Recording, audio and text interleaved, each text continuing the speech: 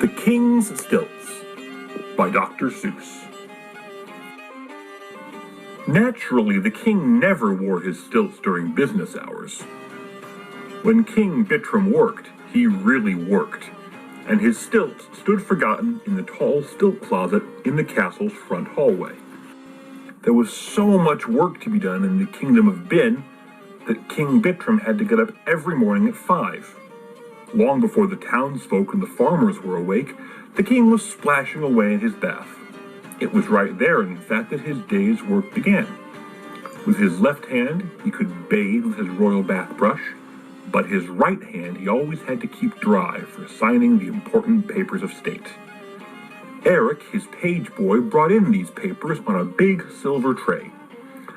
He stood at attention at the foot of the tub, while old Lord Droon took the papers one by one and held them over the water for His Majesty to sign. "Sign here, sign there," old Droon would say. "And hurry, sire, hurry, there are 100 more to come." It was just the same at breakfast. The king cut and buttered his toast with only his left hand. With his right, he kept signing royal orders and commands. By 7 every morning, the king had always finished more business than most kings do in a month. He had to get all this done before 7, for that was the hour when his big work commenced, the most difficult and important work in the whole kingdom of Bin. This was the work of caring for the mighty dike trees that protected the people of Bin from the sea. The sea pushed against the kingdom on 3 sides.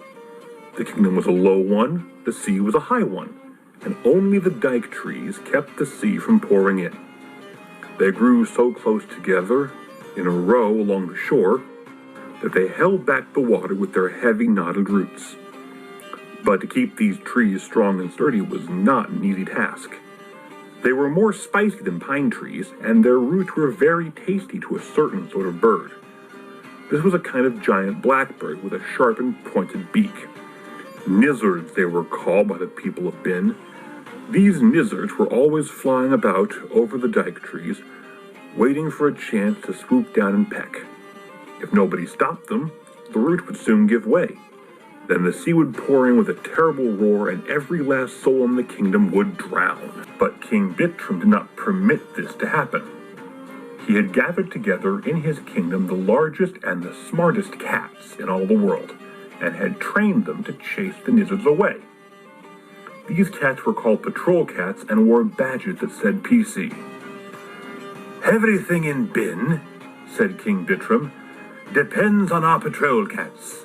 They are more important than our army, our navy, and our fire department too, for they keep the nizzards away from the dike trees, and the dike trees keep the ocean back out of our land." 1,000 cats in all. They divided up the work. 500 guarded the kingdom by day, the other 500 kept watch through the night. At 7 every morning came the changing of the cat guard. At the sound of a trumpet, the king left his breakfast and mounted his horse for the daily review. Fresh, brisk, and well-fed, the 500 day cats marched past him toward the dike trees to take up their watch. At the same time, the night cats, muddy, tired, and hungry, headed home to their kennel for their 12 hours rest. There was rest for the cats. There was none for the king. It took every minute of his morning to see that they were given the very best of care. The hut that they slept in must be kept clean and tidy. Each cat must be brushed and his whiskers trimmed just so. The cat kitchen was even bigger and grander than the king's, and the cooks who did the cooking were the chief cooks in the land. "Your Majesty," the chief in charge of fish would always say, "tell us that you think that the food we feed our cats is perfect." And the king would look over the huge wet baskets of fish, choosing only the finest and freshest to serve to the patrol cats. So went the morning.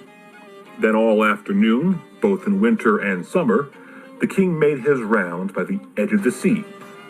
Every root of every dike tree he inspected every day. But finally, at 5 o'clock, the great task was finished. Then the king smiled. "A hard day," he'd say, "full of nizzardly worries. A long day, he'd say. Now it's time for some fun. This was the moment King Bittram lived for. When he worked, he really worked. But when he played, he really played. "Quick, Attic!" he'd shout. "Quick, Attic, the stilts!" Down the slope from the dike trees, away from all the troubles, the king and Eric would race like two boys straight to the tall stilt closet in the king's front hallway. Out came the stilts. Up leapt the king. High in the air, his royal robes streaming, he'd race through the marble halls, out across the terrace, up and down the garden stairs. Black-spotted coach dogs barked and romped beside him, nipping at the heels of his flashing red stilts. The townsfolk looked on from the walls and just loved it. "A grown-up king on stilts," they'd say, "does look rather strange, but it's hard work being king, and he does his work well. If he wants to have a bit of fun, sure, let him have it." But there was one man in Bin who didn't like fun. He didn't like games. He didn't like laughing. This man was a scowler. This man was Lord Droon. "Laughing spoils the shape of the face," he declared. "The lines at the corners of the mouth should go down." Every afternoon when the stilt hour drew near, Lord Droon would slink away to his room in the northwest tower and sulk. "Such carryings on," he would mutter in disgust as he spied on the king from his window. "Look at his crown, bouncing up and down on the side of his head. Look at his beard flapping in the wind. Look at him laughing, right out in broad daylight in front of the townsfolk. I must do something about this." And one day he did. One Wednesday, just before supper, when he thought the king was out, Lord Droon tiptoed down to the front hall. The guards at their posts were dozing. Without the smallest sound on the hard stone floor, Droon crept to the stilt closet, pulled back the ancient door, and reached in. It took only a second. He had the king's stilts. He unbuttoned the top of his long robe and shoved them down inside. Then he sneaked past the guards and slipped through the door. Down the steep, slanting stairway Lord Droon marched with the stilts. Down to the furnace to burn them. "This is the end of the king's foolish stilt walking," he mumbled to himself. Then suddenly, from around the bend of the stairs below, came the sound of happy whistling. The king! Lord Droon stopped still, almost frozen with fright. He tugged and pulled at his long, flowing gown, struggling to cover the stilts. But he couldn't. The ends were too long and stuck out. "Droon, Droon," gasped Lord Droon. "You'll be caught." He turned and fled back up the stairway. Nearer and nearer came the king, but Droon couldn't climb any faster. The stilts clattered. They banged and spanked against his knees. He looked up and saw a window. Stepping up to it quickly, he poked his head out. He looked down into an alley. A small boy was passing. It was Eric, the page boy. "Psst! You! Lord Droon hissed in a hoarse, nervous whisper. Eric looked up astonished. "Yes, sir?" He bowed politely. "Take these stilts," commanded Lord Droon. "Take them away, bury them deep, where no one can ever find them. Bury them up by the sea by the dike trees." Lord Droon flung the stilts from the window. The king's stilts? Bury them? Eric didn't know what to think. "It will spoil all his majesty's fun," he stammered. "You're impudent," said Lord Droon harshly. "I said bury those stilts. What's more, young man, don't you ever come back or I'll have you locked up. I'll have no impudent boy around this castle." "But I'm the king's own page boy," gasped Eric, hardly able to understand this dreadful command.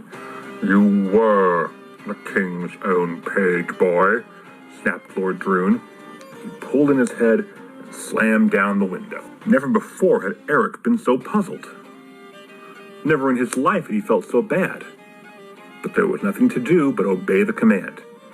He picked up the stilts and walked straight toward the road that led to the sea. It was the hour that the townsfolk were all having supper. Nobody saw him dig the deep hole. Nobody saw him bury the stilts. At 5 the next afternoon, the halls of the castle echoed the king's mournful shouts. "Droon! Droon! They're gone! They're gone!" The king stood groping in the empty stilt closet, hopelessly searching for what wasn't there. Lord Droon chuckled to himself. He had expected this to happen and was ready with his lie. "It was the townsfolk who did it," he said, peering out of the stilt closet and pretending to be greatly shocked. "I have seen them every day, plotting behind the castle walls.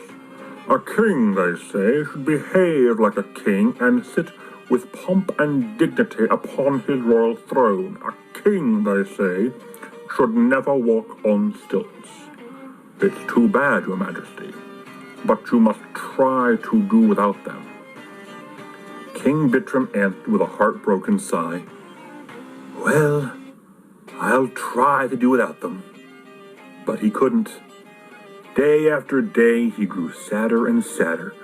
For long hours, he'd just sit idly drumming with his fingers on the arms of his throne. He couldn't keep his mind on his work. His commands to the patrol cat sounded feeble and faint. The cats seemed to know it, and they wouldn't obey. Day by day, they grew lazier and lazier, uncombed and unbrushed. They slept most of the day and grew fat. No one bothered to put their PC badges on them, for as chasers of nizzards, they weren't worth a thing. Day by day, the nizzards grew bolder and bolder. They cackled and fluttered over the dike trees. They flew down and almost seemed to sneer at the lazy, sleeping cats. Townsfolk began to feel frightened. Housewives couldn't keep their minds on their housework.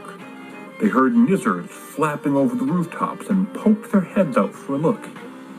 "If the cats don't keep those nizzards away from the dike trees," they asked one another, "what will keep the ocean back out of our land?" Bootmakers couldn't keep their minds in their boots. Goldsmiths couldn't keep their minds on their gold. Cart drivers couldn't keep their minds on where they were going.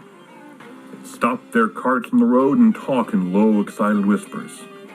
"Look at those nizzards! Where are the cats?" "I'll tell you where the cats are. Everywhere they shouldn't be, and mostly fast asleep." "Something must be wrong with the king." "Yes, something's certainly wrong with the king." Only Eric the page boy knew what was wrong. Night after night he tossed in his bed, thinking of the stilts lying deep underground. Finally, one night he could stand it no longer. Droon or no Droon, he would go to the king. At dawn the next day, he leapt out of bed and made straight for the castle. Breathless and panting, he raced through the royal gates and up the broad stairs. The king was strolling sadly on the terrace with Lord Droon and 2 guards. Eric rushed up. He must tell the king. Droon or no Droon, he was going to tell. But Lord Droon saw him coming and stepped quickly forward. "Impudent boy, what are you doing here?"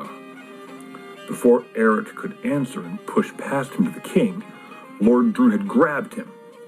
He looked at Eric sharply, and suddenly the corners of his mouth turned up in a grin. A shrewd, evil grin. "Your face," he said. "What's wrong with your face?" "My face?" said Eric. He rubbed his hand over his forehead. It was merely hot and moist from running. "Nothing at all is wrong with my face." "It's red," said Lord Droon with the sly look he always had when he lied. "It's awfully, awfully red." "Measles," he shouted. "Ho, guards, take him away, lock him up." "I haven't measles any more than you have," shouted Eric. "It's a trick, a nasty Droonish trick. Let me talk to the king."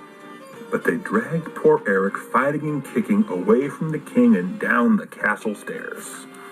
5 minutes later, Eric found himself locked up in an old deserted house on the edge of the town.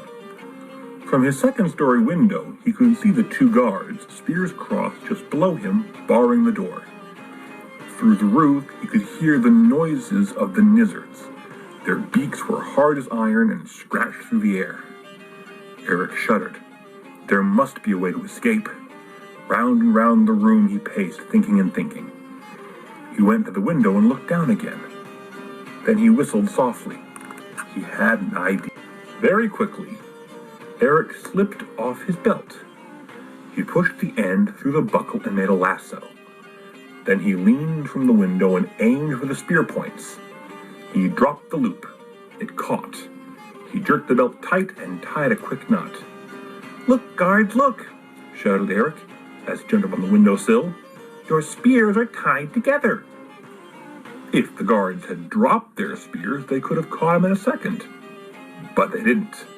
They just yelled at each other and yanked and tugged, stupidly trying to pull the spears apart. By the time they finally had them untied, Eric had sprung to the tree outside his window, slid down the trunk, and quietly escaped. Eric ran through backyards and alleyways to escape the angry guards.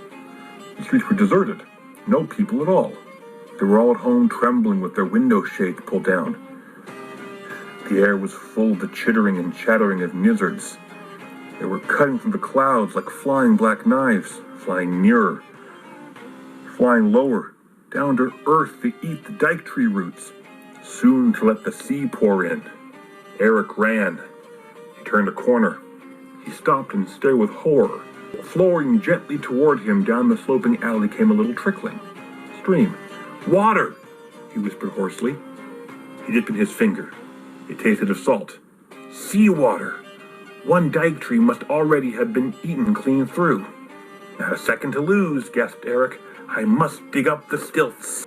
Up the hill to the dike tree where the king's stilts lay buried, right into the very thick of the lizards. They flapped and screeched about him. They hissed as he dug. "Gritch! Gritch!" snarled the lizards. "Gritch to you!" snapped back Eric, furiously pelting them with fistfuls of mud. The harder they fought him, the faster he dug. His fingers touched the stilts at last. He pulled them from the ground. Stilts bouncing on his shoulder, again Eric ran. The road to the castle took him back to the town. The streets were still deserted. Close by the door of an old tailor shop, Eric stopped for an instant to rest. The stilts had begun to hurt his shoulder. "Those two stupid guards," he thought. "I wonder where they are." He found out all too soon. From around the corner at his very elbow, suddenly bellowed the angry voice of old Lord Droon. "You gods, gods indeed, to let a little pipsqueak of a boy tie up your spears. Dunderheads, search every street, search every house." Eric heard the clatter of their heavy hobnail boots. No time to run, nowhere to hide. Wait, those clothes in the tailor shop. Eric ducked inside. An instant later, Lord Droon and the guards appeared around the corner. "Search that tailor shop first," commanded Lord Droon. But just as he said this, from out of the shop stood a strange, tall man. There was something very odd about the hang of his robe. His hat was pulled down far over his eyes. "Those eyes," muttered Droon. "Have I seen them before?" He stepped in front of the tall man, blocking his path. The tall man's mouth went suddenly dry. Are you, he stammered hoarsely. "Are you by any chance seeking a small boy with no belt?" "Which way?" shouted the guards. "Which way did he go?" "That way," said Eric, and he nodded toward the sea. With a clatter of hobnails, the two guards were off, Lord Droon sputtering and scolding along behind them. "No time to shrink down to a boy again," thought Eric. "I'll have to stay a tall man." On to the castle, Eric raced in his disguise, over fences and thickets, through orchards and fields of corn. Everywhere he saw patrol cats, useless and limp, fast asleep on haystacks, dozing in the trees. Then suddenly, just ahead, he saw the king. He was sitting on a little pile of stones just outside the castle gate. His robe wasn't pressed, his crown wasn't shined, and he had deep, sad circles under both of his eyes. Your Majesty! Your Majesty! Shouted Eric as he clattered up behind him. The king paid no attention. Eric leaned down and shouted right into his ear. Very slowly the king turned his head. Well, sighed King Bittram, and who may you be? I'm Eric, cried Eric. He let the robe that was covering him drop to the ground. The king's own red stilts flashed bright in the sun. Down from the stilts leapt Eric, the page boy. Up onto the stilts sprang Bittram, the king. He drew a great kingly breath, his first one in weeks. His head shot up high, his chest broad and wide. Bittram of Bin was sturdy, straight and strong again, and every inch a king.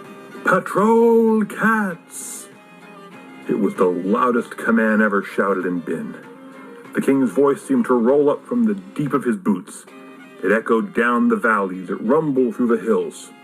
From wherever they had wandered, the cats heard the call. They fell in line, they fell in step. They marched ahead 1,000 strong. Up the hill to the dike trees they followed Eric and the king. Day cats to the left flank, night cats to the right. Charge! The king shouted. 100,000 nizzards stopped their pecking and sprang to meet the charge. The dike trees shook as the cats roared their war cry. The sea's surface swirled into wild, raging whirlpools. The noise was heard in Sambaland, 500 miles away. The fur flew fast, but the feathers flew faster. It took only 10 minutes. The kingdom was saved. The townsfolk stopped trembling indoors behind their window shades. They rushed out from their houses and filled the air with cheers. Then the king punished Droon in a most fitting way. He sent him to live by himself with a guard of patrol cats in that old deserted house with the sign that said measles. And he made him eat nizzards 3 times every day. Stewed nizzards for breakfast, cold nizzards for lunch, fried nizzards for supper, and every other Thursday they served him nizzard hash. But to Eric, his page boy, the king gave a fine and just reward. He ordered the royal carpenter to make another pair of stilts. Tall stilts, red and flashing, exactly like his own. From then on, every day at 5, they always raced on stilts together. And when they played, they really played. And when they worked, they really worked. And the cat kept the nizzards away from the dike trees, and the dike trees kept the water back out of the land.